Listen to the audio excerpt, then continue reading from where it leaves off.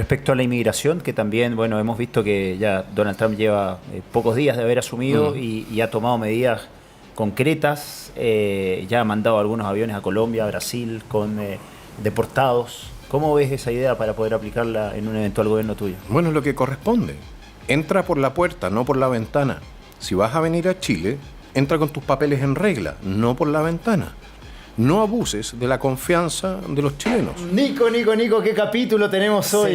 Se viene. Yo creo que tenemos un gran entrevistado porque está siendo uno de los protagonistas del momento en la política actual. Se está metiendo con todo en las encuestas, en esta carrera presidencial que va a estar con todo este año. Así que para nosotros es un honor tenerlo acá porque forma parte también de quienes están dando que hablar hoy en día en el espectro político de nuestro país. Es verdad. Johannes Kaiser, muchas gracias por estar con nosotros el día de hoy. Muchas gracias por la invitación. ¿Ya te contaron de qué se trata un poquito el Nada que Perder? Más o menos, así que déjeme sorprenderme.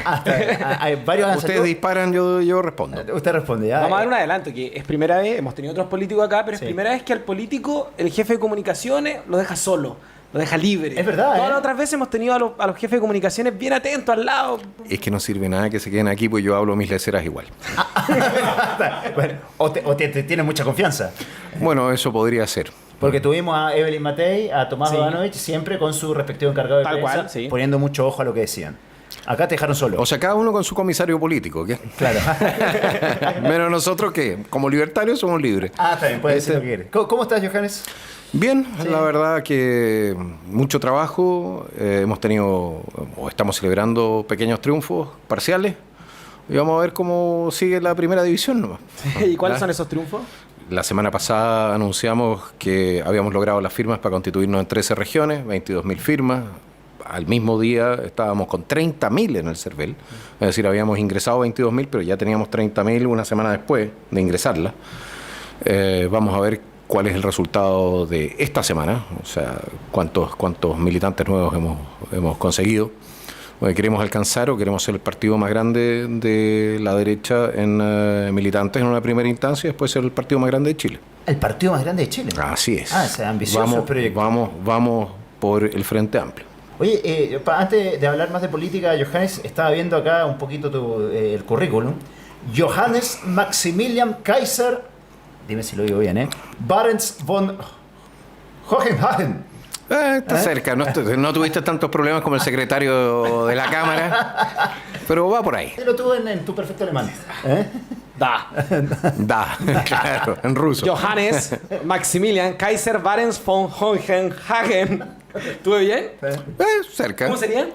Johannes Maximilian Kaiser Barents von Hohenhagen. No es fácil, ¿eh? No, nadie dijo que iba a ser fácil. Imagínense si salgo presidente, todas las personas que te tienen que presentar como el presidente tanto en la parada militar van a tener un problema serio. Bien simple. ¿Qué es el libertario? Muy en simple. Es el respeto irrestricto al proyecto de vida de terceros, de los otros, en la medida en que no violen los derechos de terceros, ¿no? Es el principio de no agresión. Es decir, yo no te voy a atacar a ti físicamente, ni voy a cercenar tus derechos, y espero lo mismo de tu parte y espero lo mismo del Estado, ¿de acuerdo? En ese sentido, todo el resto se desprende de esos principios, con mayor o menor intensidad en la medida en que tú los estás representando. Y es evidentemente una forma de ver el mundo que se basa mucho en lo que es también la moral o la estructura moral de una sociedad. Mira, en la medida en que tú tienes una sociedad donde todos estamos de acuerdo en no robarnos los unos a los otros, o en no matarnos los unos a los otros, o en no hacer todo tipo de chanchullos, evidentemente tú necesitas menos represión estatal para controlar a los delincuentes, ¿no es cierto? Nosotros partimos entonces de la premisa de que la sociedad, articulándose en torno a una estructura de valores potente, es capaz de reducir la necesidad de Estado y la necesidad de represión a un mínimo. Pero para eso, naturalmente, necesitas una sociedad que funcione en torno a esos principios. Y por otro lado, vemos también que el Estado puede transformarse en un enemigo de las libertades. Pues el Estado es una organización de seres humanos, ¿de acuerdo? Y esa organización de seres humanos vive de los impuestos que pagan los ciudadanos que están produciendo. Cuando esa organización de seres humanos que llamamos Estado se transforma solamente en servidor de sí mismo, de sus propios intereses, de los intereses corporativos del Estado, se transforma en una maquinaria de opresión y de explotación del resto de la sociedad. Y bueno, y hace la vida muy desagradable para todo el mundo. Muy resumido, eso. Te voy a hacer un paralelo.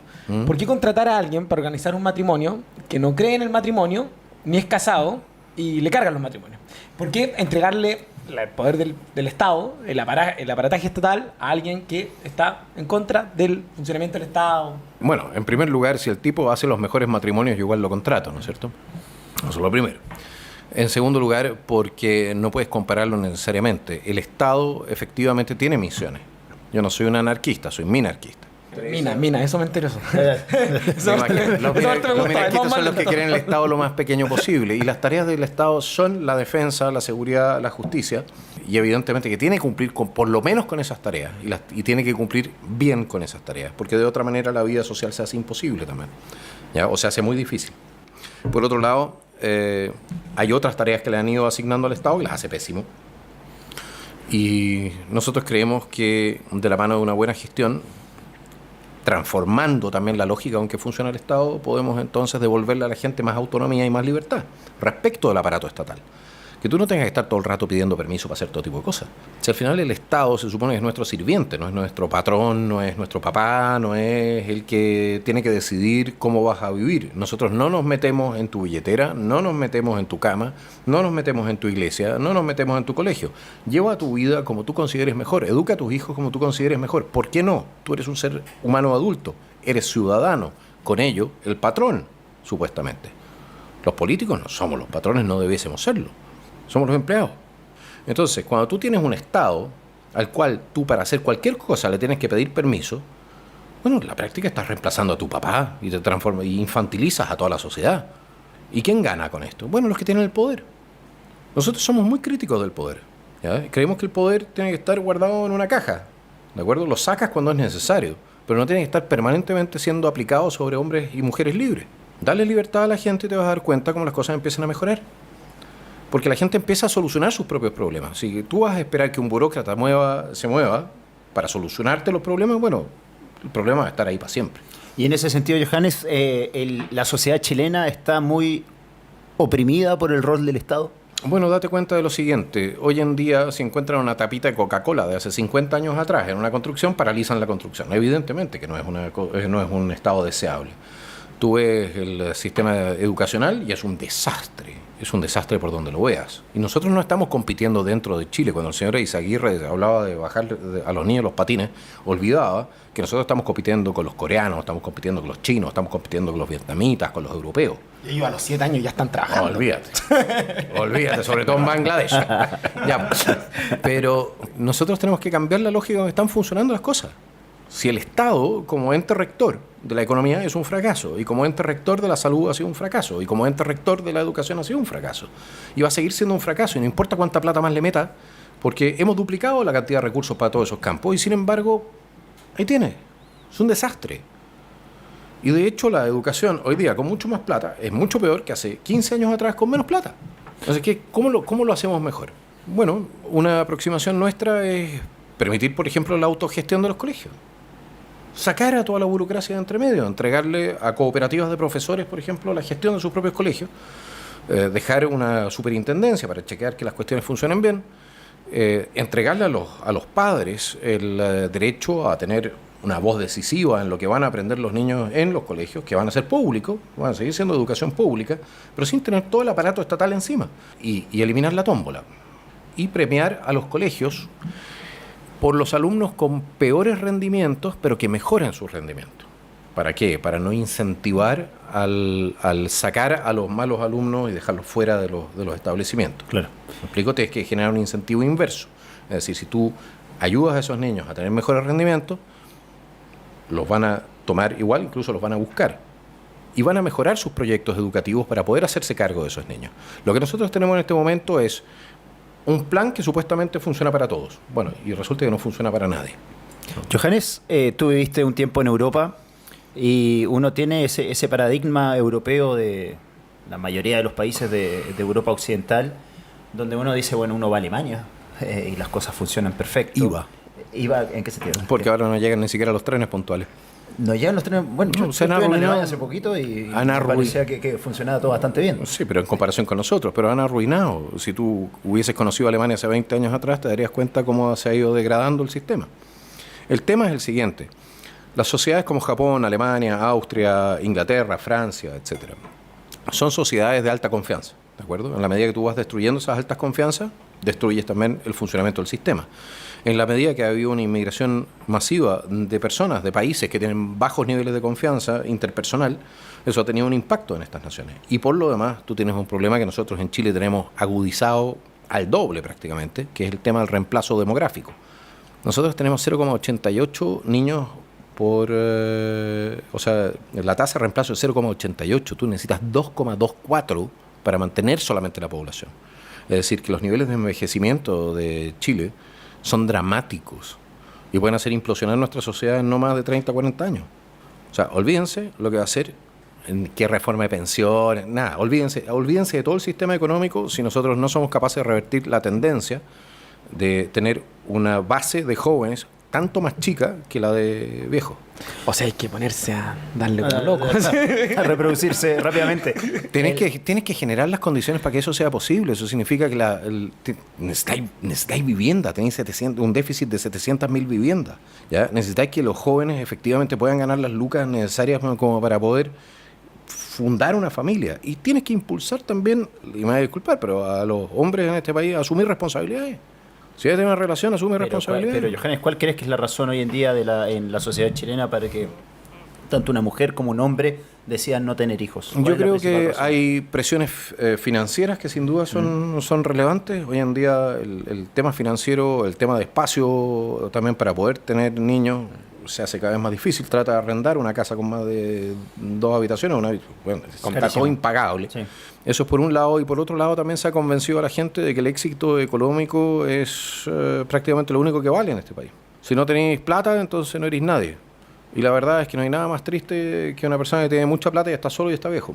Tocas un punto interesante ahí para retomar justamente lo que te quería preguntar anteriormente, que son estas sociedades de Europa Occidental donde tú pagas una gran cantidad de impuestos y donde uno, a ojos del chileno, uno ve que en Alemania funcionan las cosas bien. Tú me dices ahora que ahora los trenes no llegan puntuales, pero por lo general... Pero una cosa, se está desindustrializando Alemania. Yo viví un tiempito en España.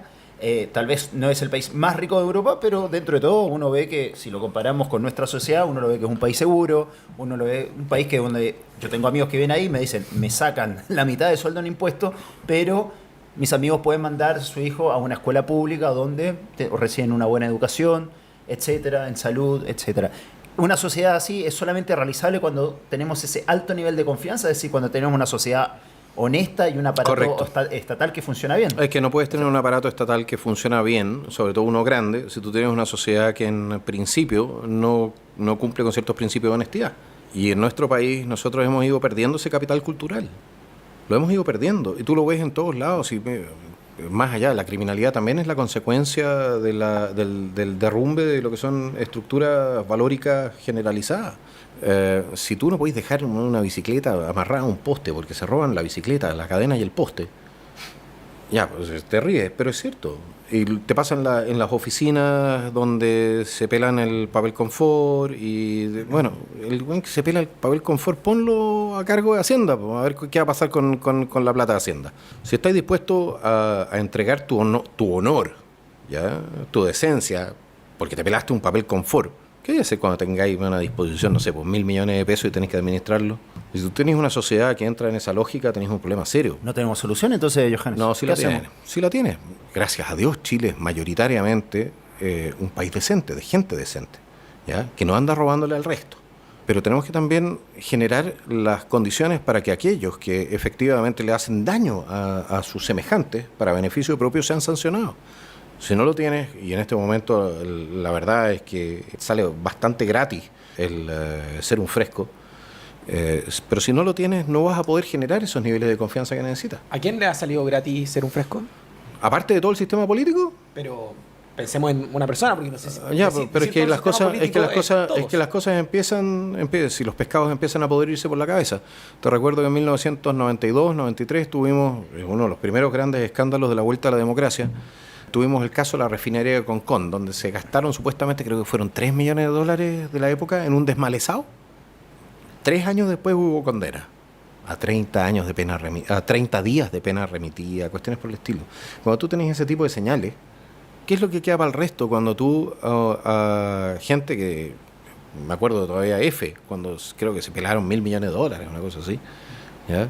Y hubo una condena a 3 años y algo?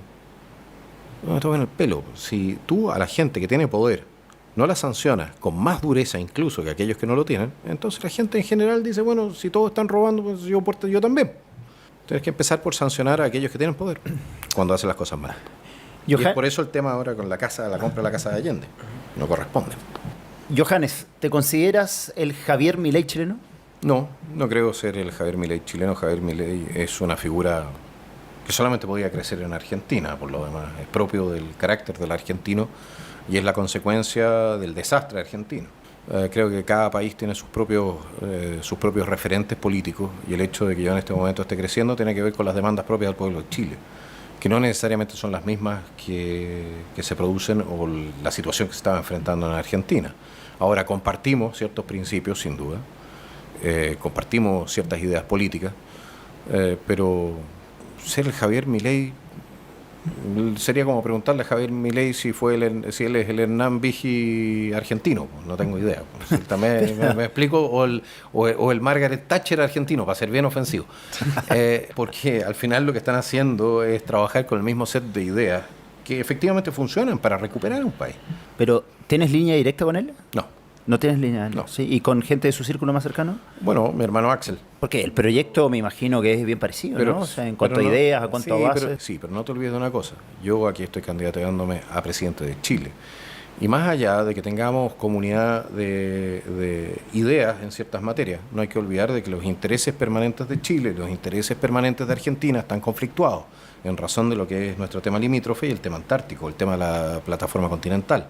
Hay conflictos de intereses que superan o van por encima de lo que es el tema de la comunión en tema de principios políticos. Pero a ver, Johannes, interesante lo que me dices, porque tú ya manifestaste tus deseos de ser candidato a presidente. En el caso de llegar a ser presidente, tendríamos 2 mandatarios libertarios, uno en Chile y uno en Argentina. Lo cual significa una garantía de que no va a haber guerra porque creemos en el principio de no agresión, como te lo dije. Pero uno podría pensar que va a haber más puntos de encuentro para poder tener mayor intercambio comercial, cultural, de todo tipo. De todo tipo, pero sin duda. Tú, en cambio, me marcaste diferencias que tienen que ver con territorio. Pero al mismo tiempo entra la lógica de lo que tiene que ser entonces aclarar aquellos puntos en disputa que también tenemos. Lo que tenemos en común nosotros lo sabemos.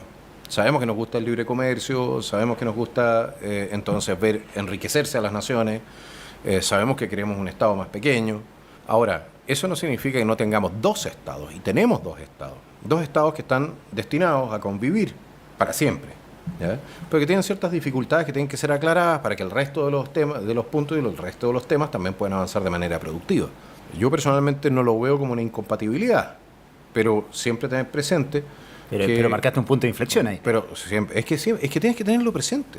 Si al final lo que yo defiendo son los intereses de Chile. Yo soy libertario porque creo que eso es lo mejor para Chile. Creo que es lo mejor para el pueblo de Chile, que es la manera de salir adelante económicamente, de tener un futuro también para nuestros hijos, de tener una sociedad más libre, donde la gente pueda desarrollarse y perseguir sus sueños. Eso no significa que yo sea ciego a lo que son las necesidades geopolíticas o los intereses geopolíticos de Chile, los de Argentina. Ahí te sale, Johannes, también el lado militar, ¿no?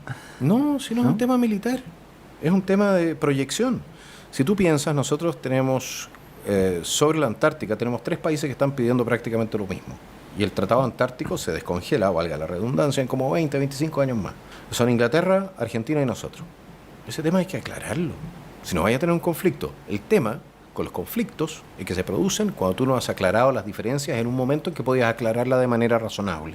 Generar entonces una simbiosis, una relación simbiótica entre Argentina y Chile que sea beneficioso para ambos pueblos, maravilloso. Oye, y hablando de cuidar las relaciones, ¿cómo son tus relaciones con los otros nombres que aparecen en esta carta presidencial de la derecha? José Antonio Kast, Evelyn Matei.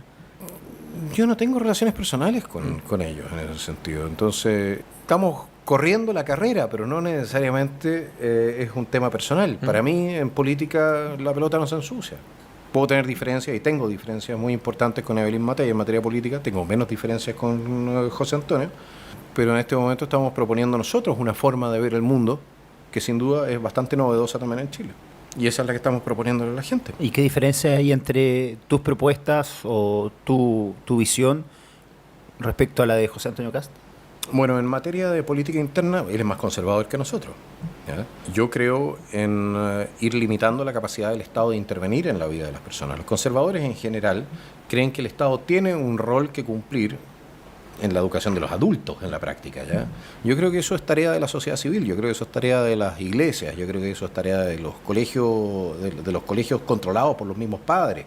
No creo que el gobierno, cualquiera sea el signo del cual sea, ¿ya?, debes andar interviniendo en esas materias. Y ahí tenemos diferencias probablemente con republicanos, que es más conservador en la materia. Nosotros creemos que el Estado tiene que sacar sus sucias manos, ¿ya?, de lo que es la vida cotidiana de los ciudadanos.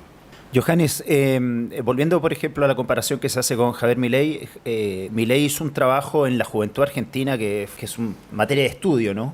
Porque una juventud argentina que fue abducida durante mucho tiempo por el kirchnerismo, pero que luego el mismo Milei empezó a convencer a los jóvenes de que, según él, ese no era el camino y los trajo a su vereda, impregnándole o enseñándole sus conceptos de lo que él cree que debe ser la vida. ¿Vas a tomar un poquito el ejemplo de la forma en que hizo campaña Javier Milei para convencer a la juventud y tener este cambio de paradigma que hubo en Argentina? Me refiero sobre todo a convencer a la juventud chilena que tal vez se alineó mucho con el tiempo del estallido social y ahora tú deberías intentar convencer de lo contrario. ¿Cómo hacer eso? Mira, acá hay dos cosas que tienes que tener claro. Uno es que tú no corriges injusticias cometiendo injusticias. Me acuerdo lo que pasó el 18 de 10 fue una tremenda injusticia para mucha gente. Y la solución a los problemas no era más Estado. Si el Estado era el causante de la mayoría de los problemas. Por ejemplo, el tema de las clases de ética que le dieron entonces a ciertos empresarios abusadores. Ya, ¿quién decidió eso?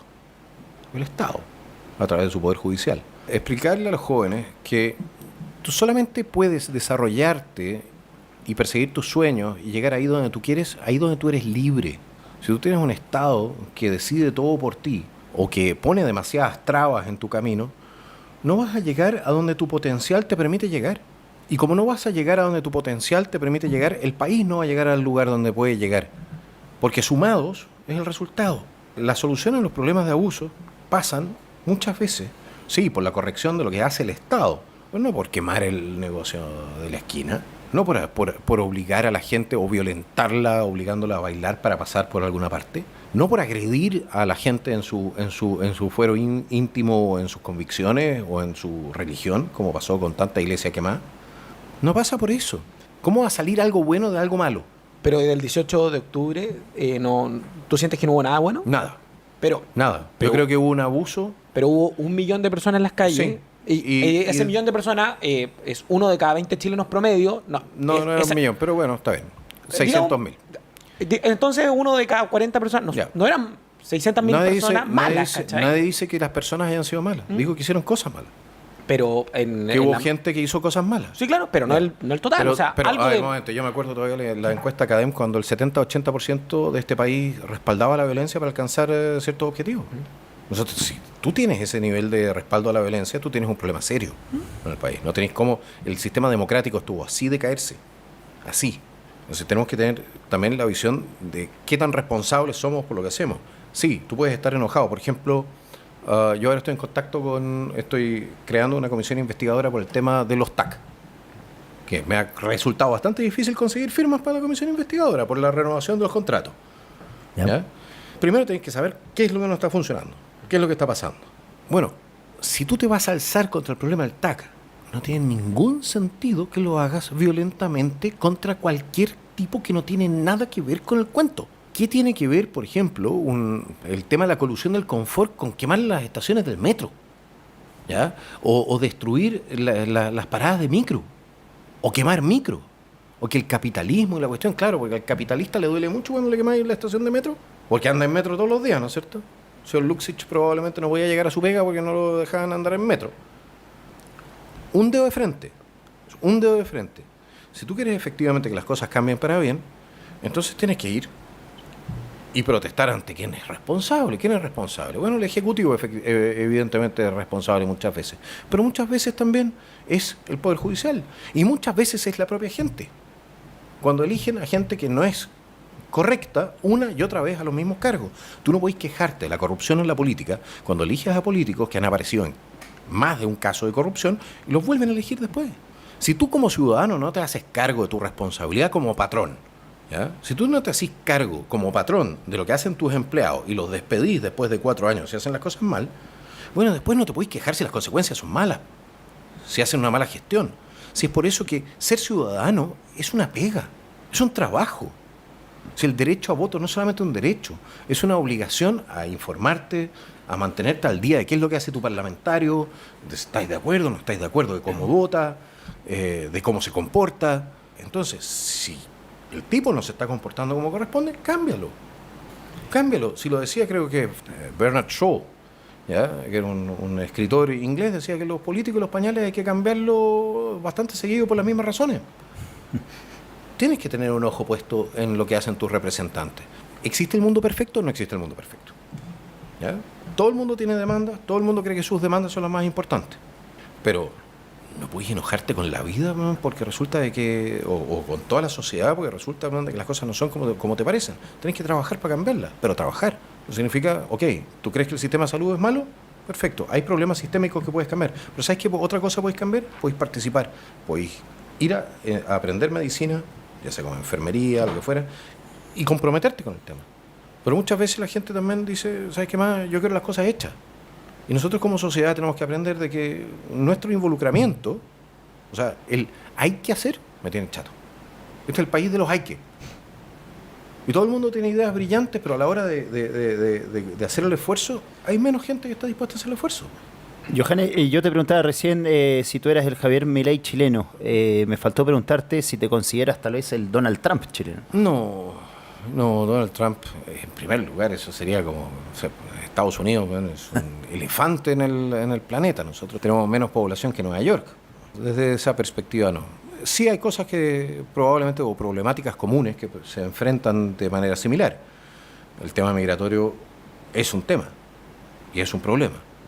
La lucha cultural, por ejemplo, con todo este tema de la identidad de género y todo ese tipo de cuestiones, evidentemente que también son cosas que se tienen en común. Pero hay otras materias donde probablemente la comunidad, el acuerdo tiene sus límites. Pero respecto a la identidad de género, que bueno, hemos leído que Donald Trump está muy en contra de todo esto, el ideal libertario, ¿por qué no apoya esa libertad de la persona? Tú tienes toda la libertad de identificarte como se te venga el cuesco en gana, pero no me obligues a mí a identificarte así. Y menos por ley. No lo hagas. Porque existe una verdad más allá de la libertad. Existe lo que se llama la verdad. Y la verdad es aquello, es una digámoslo así, es una observación de lo que es efectivamente real. Tú te puedes identificar como quieras. Yo no puedo medir eso. Yo no puedo medir cómo tú sientes. Sí. No puedo decirte a ti si es cierto o no lo que sientes, lo que tú dices que sientes. Sí. ¿Ya? Entonces a mí me quedan solamente para poder trabajar en un mundo racional, me queda solamente trabajar con criterios objetivos. ¿Cuáles son los criterios objetivos? No son los sentimientos. Es lo que es observable. Si naces hombre, eres biológicamente hombre. ¿Cómo te identifiques? A mí no me interesa. Haz lo que quieras. Pero si un hombre se siente mujer, no es mi problema. ¿Tú le das la libertad de sentirse así? Sí, lógico. Si no es mi problema. Pero no tiene por qué venir a obligarme a mí a tratarlo como tal. Porque me estaría obligando a mentir. ¿Y en qué te molesta a ti tratarlo como tal? No, a mí no me molesta. Pero me está obligando a mentir. Yo puedo hacerlo por cortesía. Encantado, por cortesía. Uno dice muchas cosas. Cuando llega una persona y dice, oye, ¿cómo me queda el peinado? El descueve, compadre. Pero otra cosa es que te obliguen por ley. No me obligues por ley a mentir. Y no obligues entonces a los colegios, a los clubes deportivos, en los camarines, etcétera, a aceptar, o en las cárceles, a aceptar algo que no es cierto. Que como categoría no funciona. Y para las jubilaciones también. Yo me identifico, como lo hicieron ya en Argentina, un par de cabros que se identificaron a los 60, se identificaron como mujeres para irse jubilados más temprano. O el bono de compensación entre hombres y mujeres. o los hombres que han sido metidos presos en cárceles de mujeres y que terminan violando a las mujeres. Existe una razón por la cual existen espacios seguros para las mujeres en nuestra legislación y en nuestra civilización. Y tú no vas a romper eso eliminando la categoría de mujer y transformándola solamente en algo que es, bueno, yo me siento así. Porque un hombre no se puede transformar en mujer biológica, punto. Y respecto a la inmigración, que también, bueno, hemos visto que ya Donald Trump lleva pocos días de haber asumido y ha tomado medidas concretas, ya ha mandado algunos aviones a Colombia, a Brasil, con deportados. ¿Cómo ves esa idea para poder aplicarla en un eventual gobierno tuyo? Bueno, es lo que corresponde. Entra por la puerta, no por la ventana. Si vas a venir a Chile, entra con tus papeles en regla, no por la ventana. No abuses de la confianza de los chilenos. Yo creo que en ese sentido estamos completamente de acuerdo. Sí, te lo preguntaba sobre todo por cómo harías entonces para mandar un avión a Venezuela con deportados venezolanos. Si no puedo deportarlos a Venezuela, van a quedarse en un campamento de refugiados hasta que abandonen voluntariamente el país o hasta que yo pueda deportarlos a Venezuela. ¿Y quién paga ese campamento? Lo vamos a pagar nosotros. Y espero que las Naciones Unidas, pues las Naciones Unidas son los que han impulsado todo este tema migratorio también hacia Chile. No te olvides de una cosa. Chile, per cápita, por cabeza, ha recibido 25 veces más refugiados venezolanos que Brasil. Y nosotros estamos saturados. Nos faltan 700.000 viviendas, tenemos 3 millones de personas en lista de espera, tenemos la criminalidad desbordada. ¿Cómo se supone que esto va a seguir así? Pero Johannes, con la cantidad de venezolanos que han entrado de forma ilegal a nuestro país, si tú planteas tener un campamento de refugiados venezolanos en algún punto de nuestro país, sería un campamento de refugiados gigantesco. Bueno, o sea, ¿cómo haces para armar eso? En una primera instancia tú te vas a dar cuenta de que en el momento que nosotros empecemos a aplicar efectivamente la norma a quienes se encuentran ilegalmente en Chile, te vas a dar cuenta que muchos van a abandonar el país voluntariamente. Y después aquellos que tú tengas, va a ser en la práctica un campamento de paso, porque van a quedarse ahí hasta el momento en que abandonen voluntariamente el país. ¿Y dónde lo pondrías? Yo lo pondría en el norte, cerca, muy cerca de la frontera con Bolivia. Porque por ahí entraron, Bolivia lo permitió, por ahí deben salir. Y esto no es mala onda tampoco con los venezolanos, porque aquí hay muchos venezolanos que se han integrado bien y todo el tema. Pero tengo una responsabilidad para con los chilenos. Tú no puedes seguir cargando este botecito porque ya se dio vuelta. Liquidaron el mercado laboral. El mercado de los arriendos está impagable. Los sueldos, antes, hasta hace 8 años atrás, trata de conseguir hace 8 años atrás una persona que trabajara por el sueldo mínimo, era imposible. Hoy en día estamos discutiendo sobre el sueldo mínimo todos los años. ¿Por qué? Porque la masa de gente que entró y nosotros sin crecimiento económico deprimió los salarios. Y nosotros sin crecimiento económico no tenemos tampoco cómo absorber esa gente. Y esa gente se dedica entonces en este momento o al comercio ilegal, informal, o actividades de trabajo informal que también impactan en el mercado laboral formal, consumen servicios como son salud y educación sin hacer un aporte necesariamente a través de impuestos o a través de cotizaciones, y todo eso lo tiene que cargar la población, no solamente la población chilena, sino que también la población migrante que paga puntualmente sus cosas. Entonces no corresponde. Y para más remate, y a esto súmale lo siguiente: en medio de toda esa gente, muchas de las cuales puede ser perfectamente buenas personas y todo el cuento, ha entrado miles y miles de delincuentes de la peor especie. No tenemos por qué aceptar eso como país. Johannes, hablamos de Milei, hablamos de Trump. En Chile, ¿a quién tienes como referente en la vida política, en la vida pública? ¿Vivo? ¿O muerto? Yo creo que a estas alturas lo que necesita Chile es un portal. Vas a tener que reconstruir la institucionalidad en este país y vas a tener que restablecer el orden. ¿Y de la política más reciente? De la política más reciente. ¿Sebastián Piñera? No, estás loco. Nica, no. Sebastián Piñera me parece que no fue un buen presidente. Fue un gran reconstructor después del terremoto. Fue un gran administrador, pero no fue un gran presidente. Entregó 2 veces la Constitución. No. ¿Se merece una estatua? Salvador Allende tiene una estatua. Hoy en día entonces cualquiera se merece una estatua. Si Salvador Allende tiene una, entonces la verdad es que... ¿Estarías de acuerdo con que no, pongámosle una estatua a todos, porque ya la vara más bajo que Allende es difícil ponerla. Entonces, ese es un tema. No creo que haya sido un buen presidente de la República desde el punto de vista político, desde el punto de vista de la protección de la institucionalidad o de lo que tenía que hacerse, por ejemplo, en reconstruir o reordenar el Poder Judicial y muchas otras cosas que debieron haberse hecho. ¿De acuerdo? Porque nuestro sistema tiene visos de corrupción que son muy profundos y que debieron haber sido enfrentados mucho antes. Y en el caso también de Sebastián Piñera, bueno, tú hablabas en contra de la migración recién, la migración ilegal, Hubo evidentemente gestos por parte del gobierno de Sebastián Piñera. No, sin duda. El Cucutazo. El Cucutazo yo no diría que haya sido ese gesto, porque en Cúcuta lo que él hizo fue anunciar la visa de responsabilidad democrática, y con esa visa entraron 30.000 personas nomás. Hubo otros gestos, como por ejemplo de la vocera de gobierno de la época, que no me acuerdo el nombre, que decía entonces que Chile iba a recibir migración hasta que lo resistiera. Bueno, y nos reventaron con migración. Ahora, esto empezó Piñera 1, cuando llegaron muchos inmigrantes, algunos con muy malas costumbres de Colombia, se acordarán, y llegaron a Antofagasta y quedó la escoba, le pusieron Antofalombia en su momento, Antofagasta. Después, la señora Bachelet con la importación, no voy a decir de otra manera, de 300.000 personas de Haití, que a mí me parece que fue un tráfico de personas esa cuestión, y es un tema que tenemos que investigar todavía, qué pasó ahí realmente. Pues entraron todos por el aeropuerto, no por paso no habilitado. Y sigue pasando, por lo demás siguen llegando vuelos de Haití, no sé si lo sabían. 8 menores acompañados por un adulto, cosas por el estilo. Yo estuve en el aeropuerto chequeando ese tema. Y después, claro, Sebastián Piñera, o sea, Bachelet, Piñera con la frontera, y ahora Boric con la frontera abierta en el norte. Y mintiéndole a la gente con estado de excepción, que lo que hace es obligar a los militares a hacer Uber para los inmigrantes ilegales, porque no te permite impedir el ingreso de nadie. Y no haciendo nada respecto de Bolivia, que no quería recibir a la gente que pasaba hacia Chile desde su territorio. No, si aquí ha habido una confabulación de los más distintos sectores políticos por no hacer las cosas bien. O quizás sea ese el efecto querido.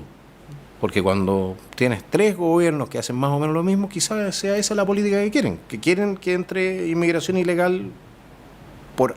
no tengo idea qué razones. Me sorprendió que tu definición del gobierno de Sebastián Piñera. ¿Te podemos hacer un ejercicio?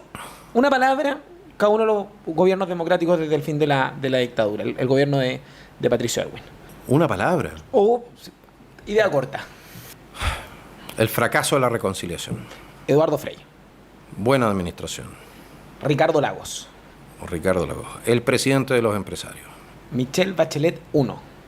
Continuación de Ricardo Lagos. Transantiago. Sebastián Piñera 1. Reconstrucción. Michelle 2. Boric 1. Piñera 2. Bachelet 3. Gabriel Boric. Salvador 2. ¿Salvador 2, Boric? Si hubiésemos perdido el plebiscito del 4 de septiembre, ¿cómo crees que se vería este país? El proyecto refundacional del 4 de septiembre era lo que quería este gobierno para este país. O sea, ¿tú crees que Gabriel Boric es un Salvador Allende en potencia, bueno, que no pudo hacer su proyecto? Eso es correcto. ¿Tú crees eso? Bueno, él mismo lo dice. Sí, su ideal y su ídolo político, según él mismo, es Salvador Allende. O sea, de ser así como lo estás planteando, debe estar profundamente frustrado Gabriel Boric. Yo creo también, yo creo que todo este gobierno estaba profundamente frustrado el 4 de septiembre, el 5 de septiembre, cuando ellos perdieron el plebiscito del apruebo o rechazo. Sí, el primero. Era un gobierno caído. Era un gobierno que había perdido su razón de ser, porque la mayoría de los chilenos le había dicho que no a su proyecto refundacional, que iba a estatizar hasta el gato, nos iba a poner 11 justicias distintas, todo bien racista y bien sexista. Era un gobierno caído, pero ese era el proyecto de este gobierno. ¿Y si hubiese ganado la constitución de Yo creo segunda, que era la de los republicanos? Yo creo que estaríamos ahora también en un cacho no menor. Yo por algo voté en contra. Y terminé peleado con el partido. ¿Tienes todavía cariño con la gente del partido? Sí, lógico. ¿Sí? Sí, uno no da las peleas sin conocerlos también como personas, y hay bellísimas personas. ¿Crees tú que se van a subir a esta campaña? Yo creo que van a mantener su propia línea. Nosotros tenemos líneas que son convergentes, pero que no son las mismas. Eso es. Pero, nuevamente, yo creo que nos salvamos con el segundo proceso constitucional. ¿Y nos salvamos por qué? Porque introducía elementos que no deben estar en una constitución, como son los derechos colectivos indígenas. Tú no debes entregar derechos especiales en razón a la pertenencia étnica a las personas. Si por algo... se supone que por eso no nos gusta Hitler, ¿no es cierto? O sea, ¿cuál es el problema de entender que tú a las personas las tienes que juzgar, como decía Martin Luther King, en razón de su carácter, de su forma de ser, y no en razón de su pertenencia a un grupo étnico? ¿Cuál es el problema con no aceptar eso como la norma general de funcionamiento social? ¿Por qué entregar derechos por colectivos? ¿Cómo crees que estaríamos ahora si hubiera ganado ese primer proyecto de constitución? El primer proyecto constitucional, yo creo que Chile habría implosionado. Yo creo que en algún momento, o sea, el tema de la crisis económica habría sido devastadora. Tuvimos una crisis económica, pero mucho más, muy morigerada. Creo que habríamos estado con menos 10, menos 8 de crecimiento económico, se habrían venido las tomas probablemente por razones de indigenismo, habrías terminado con muertos. Era un proyecto para terminar con Chile. ¿Y cómo estaríamos ahora entonces? A nivel social, en las calles. Bueno, probablemente con gente emigrando. Emigrando si es que no hubiese habido un conflicto de otro tipo. Pero mucha gente arrancando el país. Los quiero a todos. Johannes, Está ahí en campaña presidencial. Todavía no, de hecho. Pero va para allá. De hecho, es más, es agradable conversar con un candidato que diga que es candidato, porque en general, en esta época, todos los candidatos se guardan el decirlo. Están todos... No, bueno, yo hace un año atrás dije que iba a correr. ¿Sí? De hecho, en febrero del año pasado. Y bueno, estás corriendo detrás de, o ya alcanzando, una candidata que viene desde hace más de un año como la candidata más fuerte, Evelyn Matei. ¿Cómo está eso para ti? Caballo pillado, ¿es caballo pasado? Yo creo que puede tener algo de eso y por lo demás, claro, el tema de reforma de pensiones le está pegando muy duro a ella. Y porque está quedando como capitán de barco manicero. No ha sido capaz de guiar efectivamente a su gente o de defender lo que están haciendo. Creo que va a tener un impacto eso, de todas maneras, la intención de voto. Bueno, y vamos a ver si eso se traduce en un mayor apoyo hacia mi persona o hacia José Antonio, o aparece todavía otra figura. Si no nos equivoquemos, estamos un año de la elección, no un año de la elección, pero estamos todavía relativamente lejos de la elección, puede pasar cualquier cosa. ¿Intenso unas primarias con Evelyn? No van a haber. Si apoyan la reforma de pensiones, no va a haber primaria con Chile. Y eso podría llevar entonces que en la papeleta estuvieses tú, Kast y Evelyn Matei. Así es. La derecha va a llegar muy fraccionada. Puede ser, pero vamos a tratar o intentar de que ese no sea el caso. Yo no voy a ir a primera vuelta para salvarle el pellejo a Evelyn Matei. Si ya no me la voy a encontrar en primaria, no voy a hacer eso. Pero claro está que va a haber que analizar muy bien también y ver si existe la posibilidad de una primaria con el Partido Republicano, cómo están las cifras. Pues yo creo que en una primera vuelta también, después de lo que está pasando, Evelyn Matei es ganable. ¿Y en la izquierda o centro izquierda, a quién ves como un candidato que puede llegar potente a las próximas elecciones? Yo creo que van a levantar al final a Bodanovich. ¿Tú crees? Sí. A pesar de que él haya dicho que no y todo el tema, o lo levantan a él o tienen que levantar a Evelyn Bachelet, iba a decir, a Michelle Bachelet. Sí. O a Vlado Milosevic, pero la Michelle no sé si está dispuesta. No, pero hoy el que tal vez mejor podría marcar en las encuestas sería Bodanovich. ¿Qué opinión te merece él? Es una persona a la cual tendría que analizar más para darte una opinión respecto de él como persona. Sí te puedo decir que los principios que él encarna son los mismos que han conducido a este gobierno. Y sus equipos serían los mismos. Pertenece a ese partido. A ese mundo. Sí. Y evidentemente que esto ha sido el contigo aprendo del Frente Amplio a costa del pueblo de Chile. Pero ¿reconoce en él cierta habilidad como político? Bueno, porque por lo visto no ha cometido errores. Sin duda que es mucho más hábil, ¿no?, que sus correligionarios. De otra manera no se explica el resultado electoral que tuvo en Maipú, que tuvo un buen resultado electoral. ¿Es un candidato un candidato a temer por la derecha? No sé si a temer, ¿ya? Porque al final tendría que cargar, no hay que olvidar una cosa, el presidente de la República es no solamente él, sino que son sus equipos, son las ideas que él encarna. Entraría con un déficit muy importante que va de la mano de lo que es la pésima gestión de este gobierno y el desastre que han generado. Johannes, ¿la pasaste bien? Lo pasé muy bien, muchísimas gracias por la invitación. No, gracias a ti por venir. Ha sido un gustazo. Sí. Y bueno, ya a la audiencia de ustedes, decirles solamente una cosa. No se olviden que ustedes son los patrones y tienen la pega del patrón. Eso significa informarse y tomar decisiones lo mejor que puedan para beneficio de todos nosotros. Ese es el sentido de la democracia. En esa silla, Johannes, estuvo sentado Tomás Bodanovich, ¿Ya? Evelyn Matei y ahora está Johannes Kaiser. Para que veas. ¿Habrá estado sentado en esa silla el futuro presidente de nuestro país? Bueno, puedes guardar la silla. Pues. Hablamos de los dos. Se va al Museo de la Democracia después así. Al Museo de la Democracia. ¿A quién nos falta invitar? Esperemos que la democracia nunca necesite un museo. ¿Y tú No qué solemos- es lo que opinas? No olvides suscribirte y darle like al video. La finalidad de Despierta Chile es que ese compatriota que todavía está durmiendo y no despierta pueda enterarse de lo que está pasando en su país. Hasta la próxima, amigos.